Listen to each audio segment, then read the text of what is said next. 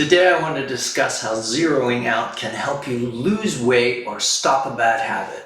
Hi, I'm Sebastian, your peace coach and sometimes your stress coach.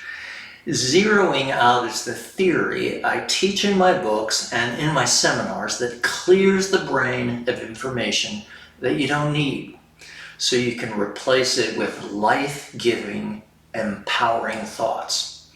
I'll share with you later in this video how to learn to zero out. But right now, I want to share with you how it has benefited me recently with weight loss. If you've been watching these videos for a while, you may have noticed that in the recent months, I've lost a considerable amount of weight. Last year, I had 3 spine surgeries resulting from 3 really messy car accidents, leaving me with no voice and a lot of pain. Before the accident, I was a yogi master and was very fit. After the surgeries, I gained 35 to 40 pounds, depending on when I weighed myself. 5 months ago, though, while I was on a cruise, I decided I had had enough of this sick body and wanted to begin to diet and get back into shape.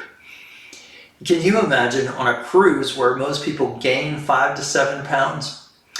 I decided on a high protein diet for a week with almost no simple carbohydrates.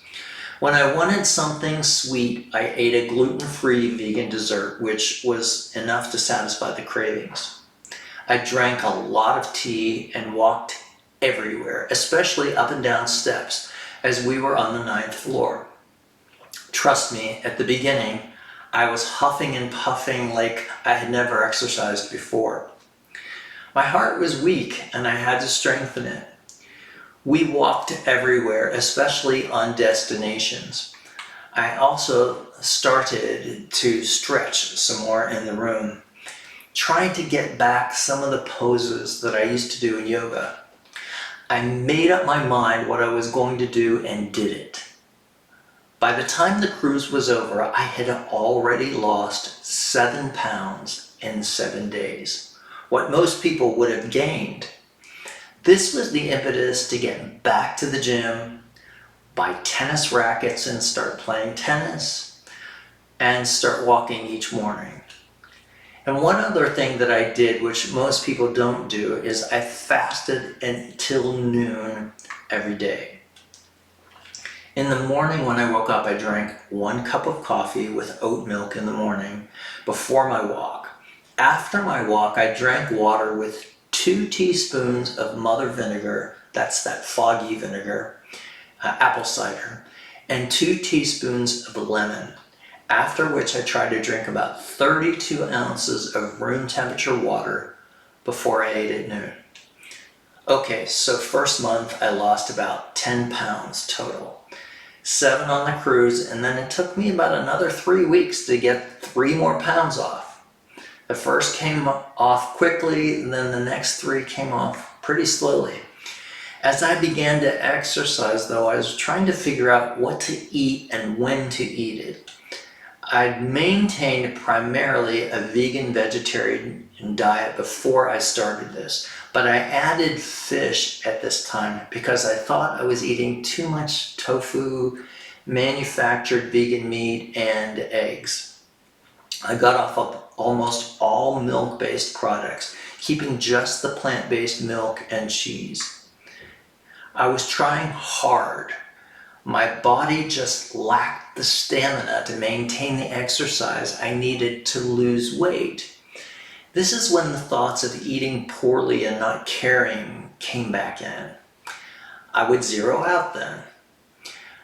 I would play tennis for 10 minutes and double over with cramps. My heart would thump in my chest when I exercised. I had to realize that I couldn't do this overnight. With weight loss, slow and steady wins the race.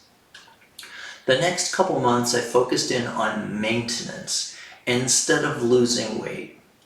This helped a lot with my mental games that kept trying to see myself losing weight on the scales every morning. That was difficult. I shouldn't have done that, and I regret doing that. But I should have kept up, and you should keep up with what is causing you to gain weight and what is causing you to lose weight. That's the reason that you step on that scale every morning, not to condemn yourself about what you ate. It's lessons learning. How do I keep this off? How do I lose more? How do I keep the weight off that I already lost?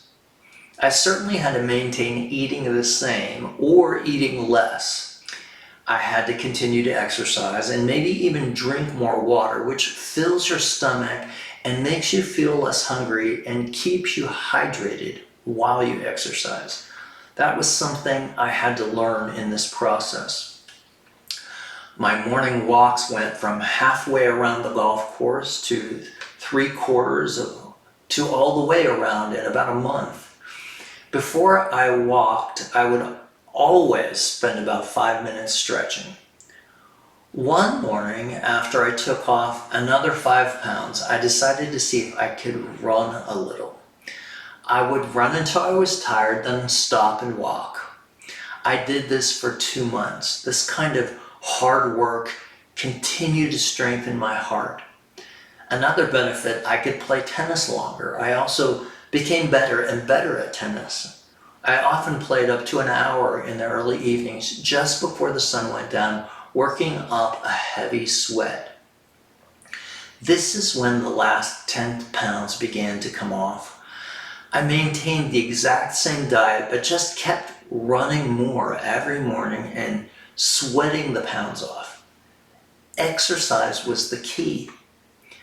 My time at the gym was also intensifying. I'm still working with low weights and high reps, but I spend a lot of time stretching, reintroducing my yoga practice slowly, and working on abdominal strength.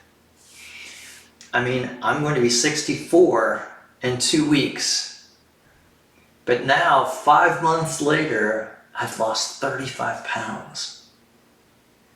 Here's what I did. I saw what I wanted. Imagine what I wanted to look like. And then I intensely felt this desire go deep down inside me to give birth to it. Anytime I felt negative thoughts come in, I gave myself 5 seconds for a pity party. I actually counted the seconds. I'd feel the feelings of wanting that donut or wanting that sweet or wanting that extra portion. Then I'd say to myself with compassion, of course you feel frustrated. Well, look what you've been through in the past year. Lastly, I would change my thoughts to what I felt like before the accident. I would try to remember swimming 20 lengths of the pool, doing a strong yoga practice. I would feel the memory strongly. This practice of adding a mental equivalent of what you want to feel like and remembering while you reimagine yourself in shape is so important to the process of creating your new powerful self, giving birth to it. Your brain is like the masculine self. It can conceive of what you want, but what gives birth to what you want is the feminine self. And the mind and the feminine self, the masculine and the feminine, have to make love to give birth. The masculine has to sow the seeds into the feminine, and the feminine has to give birth, so that your consciousness, your entire being, actually is what is restored in this process. This is what I did, and I hope it helps you lose the weight you need to. Peace, meditating, releasing stress is exactly why I've created the technique of zeroing out. Here are a few people who have experienced this process and who have read the book. Listen to their stories. Life can get really busy, taking care of my home, 2 careers and my family, when your mind can't seem to get quiet to rest, that's when you need to use zeroing out. I never thought I could quiet my mind in only 3 minutes. Zeroing out works. I highly recommend Zeroing Out by Sebastian. It's been very helpful for me, and it's helped me navigate through difficult times. It's just a great book. Everyone should get it.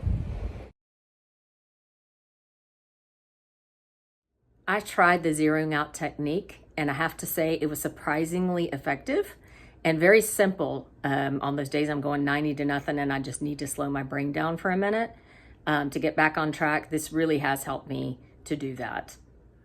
Life gets hectic, and sometimes I just don't take the time to clear my mind, especially right after work.